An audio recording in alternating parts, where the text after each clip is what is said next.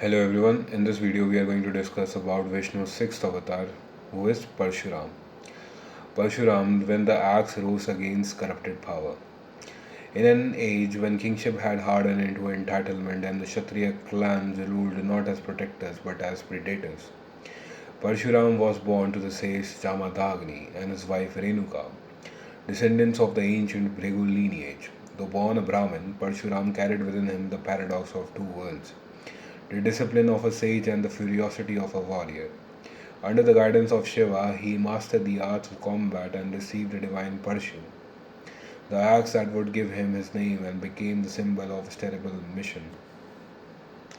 Yet the shaping of Parshuram began long before his war against kings.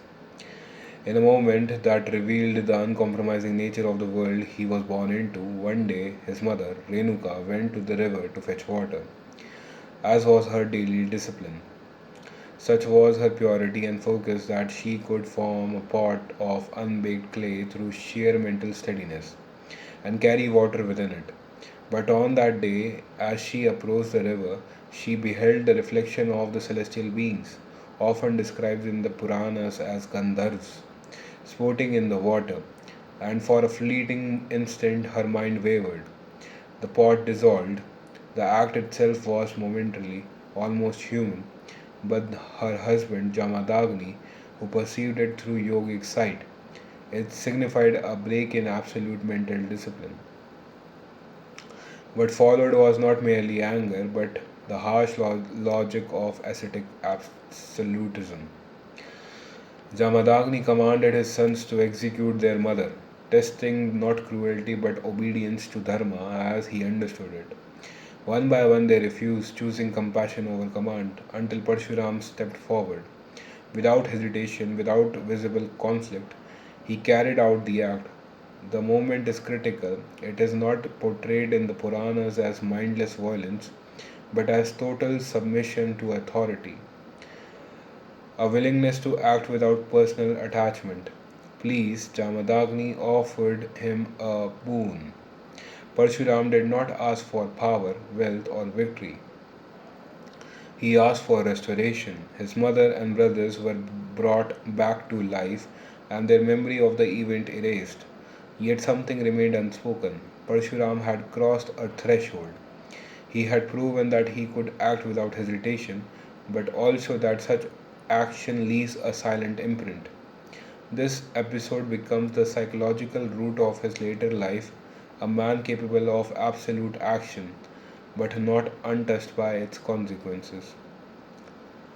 For a time, life returned to stillness. The hermitage functioned as a place of abundance, sustained by Kamadhenu, the celestial cow who could produce all necessities.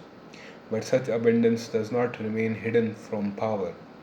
The king Kartavirya Arjuna, empowered by boons and possessing immense strength, arrived at the hermitage.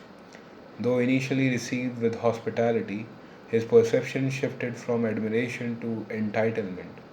Seeing Kamdhenu's power, he demanded it. When Jamadagni refused, the king seized it by force, asserting royal authority over ascetic sanctity. Parshuram's response was immediate and decisive. He pursued Kartavya and slew him in battle, an act that marks the first outward expression of his inner nature. But this was not yet his defining moment. That came later. While Parshuram was away, the sons of Kartavya returned, driven not by justice but vengeance. They attacked the hermitage and killed Jamadagni, striking him down in meditation. When Parshuram returned, he did not find a battlefield. He found stillness violated. His father lay lifeless, and his mother wept beside him. It was here that grief transformed into vow. Parshuram did not react impulsively. He made a decision that would reshape the world. He would purge the earth of Kshatriyas who had abandoned dharma. This was not war for conquest, it was correction through annihilation. Moving across the land, he destroyed ruling lineages again and again, The number 21 times preserved in the Puranas is symbolic as well as literal, representing completion, exhaustion, and the full cycle of retribution. At Samanta Panchka, the scale of destruction was remembered in the form of 5 lakes, said to have been filled with the blood of the fallen kings, a stark image of what happens when power loses its moral center. And yet the story does not end in domination. When his vow was fulfilled, Parshuram did something that distinguishes him from every encounter in history. He renounced what he had taken. The earth was given to Kashyapa, acknowledging a profound truth that even righteous violence cannot become permanent authority. Having restored balance, he stepped away from it. In some tradition, Kashyapa even instructed Parshuram to withdraw from the land he has given him away, reinforcing that one who has wielded such destruction cannot remain to rule. In later edition, this withdrawal takes symbolic form. Parshuram casts his axe into the western ocean, commanding the waters to recede. The sea withdraws, revealing the lands of the Konkan in Kerala, rain still culturally associated with him. This act is not merely geographical, it's physiological, philosophical. The same force that once destroys now creates space for life to emerge. Thus, Parshuram stands as one of the most paradoxical figures in the Puranic tradition. He is not a king, yet he defeats kings; not a ruler, yet he reshapes the world; not purely destructive, yet remembered through destruction. His life reveals a difficult truth: when systems decay beyond repair, correction may come not as guidance but as force. But that force must know when to end, because if it does not, it becomes the very thing it was meant to destroy. In another age, at the turning point between two expressions of Dharma, Parshuram encountered Rama in a moment charged not with rivalry but with transition. The event took place after the great assembly of in Mithila, where Rama had lifted and broken the colossal bow of Shiva, a feat no king or warrior had been able to accomplish. The sound of that bow snapping echoed across the worlds, reaching Parashurama, who had once received his own divine weaponry through Shiva's grace and had spent his life correcting the excesses of Kṣatriya power. To him, the breaking of that bow was not merely an achievement, it was disturbance, a sign that the balance he had once enforced through destruction might again be shifting. Arriving in fierce intensity, Parshurama confronted Rama in the royal court, his presence still carrying the weight of a being who had once reshaped the world through force. He questions Rama's act not as casual challenge but as a test of worth. If this young prince had truly broken Shiva's bow, then he must prove himself further.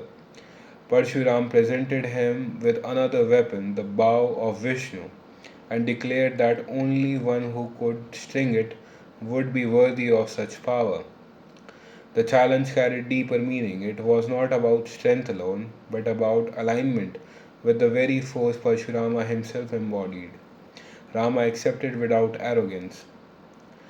With calm precision, he lifted the bow of Vishnu and strung it effortlessly, without strain, without display, without aggression that had defined Parshurama's own era.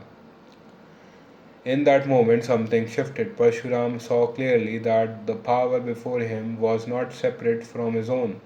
It was the same divine force, now expressed differently. Where Parshurama had acted as correction through destruction, Rama stood as order through restraint.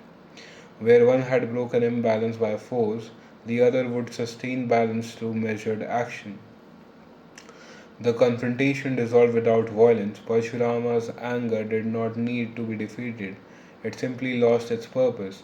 Recognizing that his role in the cosmic cycle had reached completion, he withdrew, relinquishing not just the challenge but the necessity of his own presence in that form. This was not defeat but transition, the passing of responsibility from one avatar to another. The axe gave away to the bow, force to discipline, reaction to equilibrium.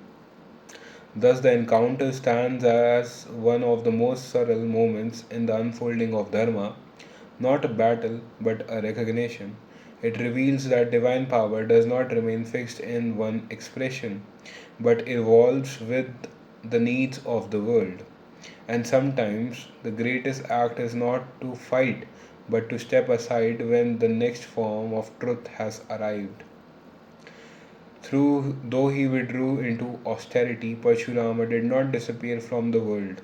Unlike most avatars, he remained present across ages as one of the Chiranjeeva, a being destined to live through the time itself.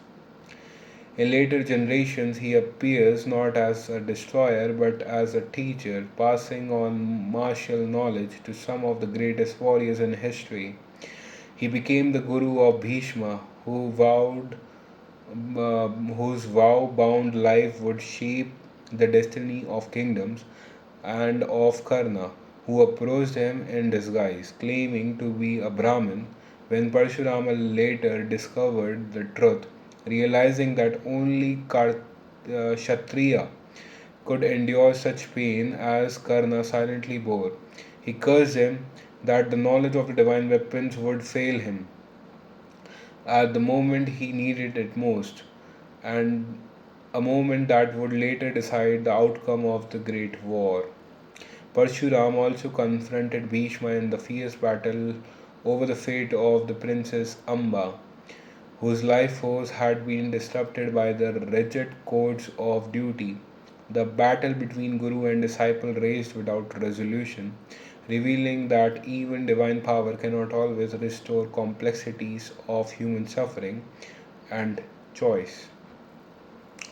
The encounters of Parshurama with Bhima and Karna reveal two distinct yet interconnected failures of Dharma, one born from rigidity, the other from misalignment with truth. When the princess Amba, rejected by both the man she loved and the system that displaced her, turned to Parshuram for justice, he commanded Bhishma to marry her, holding him responsible for her fate. Yet Bhishma, bound by his vow of lifelong celibacy, refused, placing his personal dharma above the suffering it had caused. What followed was a fierce battle between guru and disciple, stretching across days and invoking weapons capable of shaking the worlds, yet neither could defeat the other, because both stood upon truths that were valid yet incomplete. Parshurama fought for justice, Bhishma for his vow, but Amba's reality remained unaddressed. The conflict ended not through resolution but through divine intervention, as the gods and sages halted the battle, recognizing that no victory here could restore balance. Yet what remained unresolved did not disappear. Amba pain inward deepened through austerity and carried forward across lifetimes until she was reborn as Sikandi. Years later, on the battlefield of Kurukshetra, that past returned with precision. Bhishma, seeing Sikandi before him and recognizing the soul of Amba, lowered his weapons, choosing not to fight. In that moment, the conscious vulnerability, Arjuna, by guided by Krishna, released the arrows that brought Bhishma down upon the bed of arrows. Thus, he was not defeated by force, not by strategy alone, but by consequence. The past he had chosen not to resolve, returning at the only moment it could no longer be avoided. The episode reveals a harsh truth. When dharma becomes rigid and detached from the lived reality, it can generate suffering as profound as dharma itself. In contrast, the story of Karna unfolds not from rigidity but from the longing of recognition, for legitimacy, for a place in the world that denied him. Unable to access knowledge due to his perceived identity, he approached Parshurama disguised as a Brahmin to learn the secrets of divine weapons. His discipline, devotion, and sacrifice were real, but they were built on upon concealment. One day, his guru rested with his head upon Karna's lap. A worm burrowed deep into his thigh, drawing blood and unbearable pain. Yet Karna did not move, unwilling to disturb his teacher. When Parshurama awoke and saw the wound, he understood instantly that no Brahmin could endure such pain in silence. Recognizing the deception, he cursed Karna that the knowledge he had gained would fail him at the moment he needed it the most. That moment did not come immediately, it waited, ripened, and returned on the battlefield of Kurukshetra. As Karn faced Arjun in the decisive duel, the layers of his past began to converge. His chariot wheel sank into the earth as if the ground itself withdraws support. As he struggled to lift it, he reached for the mantras of the weapons he had mastered, but they would not return to him. Parshurama curse had unfolded. In that moment of vulnerability, Karna appealed to Dharma, asking for a pause, invoking the very code he had once stood outside of. But Krishna standing beside Arjuna reminded him of the many moments when the same dharma had been denied to others. The hesitation ended and Arjuna arrow struck. Karna fell not merely to an opponent but to the convergence of deception, fate, and consequence. Here Parshurama roles becomes clear. His curse was not simply punishment, but a restoration of alignment, revealing that the knowledge gained without truth cannot hold when reality demands coherence. Together, these two episodes show that Parshurama, though capable of reshaping kingdoms through force, stands at the boundary where the power reaches its limit, where neither rigid duty nor desperate ambition can resolve the deeper complexities of human life, and where what is left unresolved, whether in action or in intention, returns inevitably to complete the balance that force alone cannot achieve. Thus, the story of Parshurama stands as one of the most complex and unsettling among the incarnations of Vishnu. He restored balance not through miracles but through violence aligned with purpose. He destroyed but did not rule. He acted but did not remain. His presence marks a threshold in cosmic evolution where power, once corrupted beyond repair, must be broken before it can be rebuilt. His life leaves behind a stark truth that when authority roots beyond redemption, the divine may rise not as a savior but as annihilation itself, but only until balance is restored, never to possess, never to dominate, and never to stay.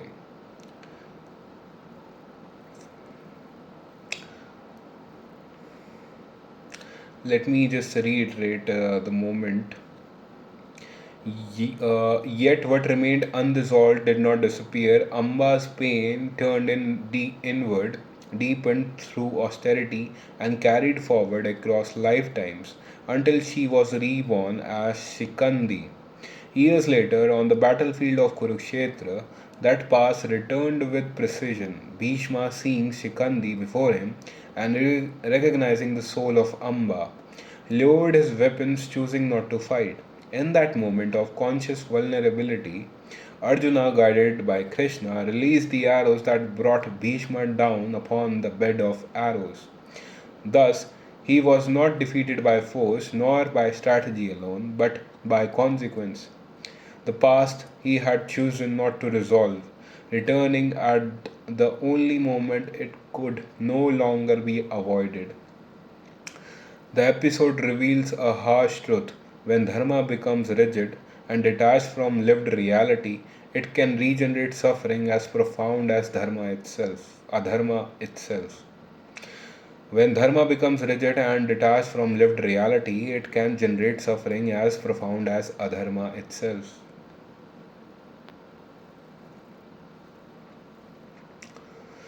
Thus, the story of Parshurama stands as one of the most complex, unsettling among the incarnations of Vishnu. He restored balance not through miracles but through violence aligned with purpose. He destroyed but did not rule. He acted but did not remain. His presence marks a threshold in the cosmic evolution, where power, once corrupted beyond repair, must be broken before it can be rebuilt. His life leaves behind a stark truth that when authority rots beyond redemption, the divine may rise not as a savior but as annihilation itself, but only until balance is restored, never to possess, never to dominate, and never to stay.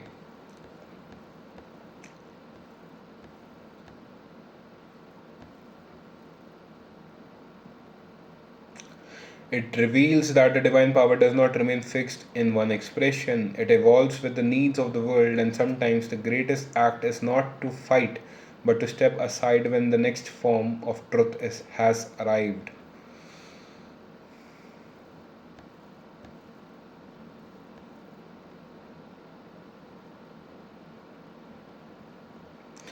Thus, Parshuram stands as one of the most paradoxical figures in the Puranic tradition. He is not a king, yet he defeats kings; not a ruler, yet he reshapes the world; not purely destructive, yet remembered through destruction. His life reveals a difficult truth. When systems decay beyond repair, correction may come not as guidance, but as a force but that force must know when to end, because if it does not, it becomes the very thing it was meant to destroy. This was like too great of a lesson on dharma. Too great of a lesson on dharma. It was like story of Parshurama. I just repeated few of the stanzas multiple times just so that like it retain in the memory. Okay. I hope you like it. And that was the story of Parshuram, the sixth avatar of Vishnu. I hope you like it. Thanks a lot for watching.